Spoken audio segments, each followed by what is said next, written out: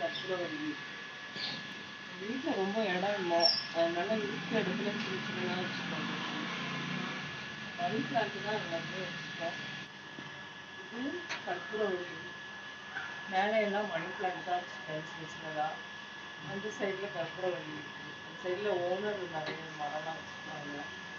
இது சின்ன சின்ன செடியாக வச்சுருக்கோம். காலையில் எழுந்து விட்டு கொஞ்சம் நேரம் தண்ணி ஊற்றி இந்த க்ரீனரிஸ்லாம் பார்க்குறப்போ ப்ளசண்ட்டாக இருக்கும். நல்லா ஃப்ரெஷ்ஷாக ஆரம்பிக்கும் அந்த நாள். கற்பூரவள்ளி வந்துட்டு ஒரு நல்ல மெடிசன் மாதிரி.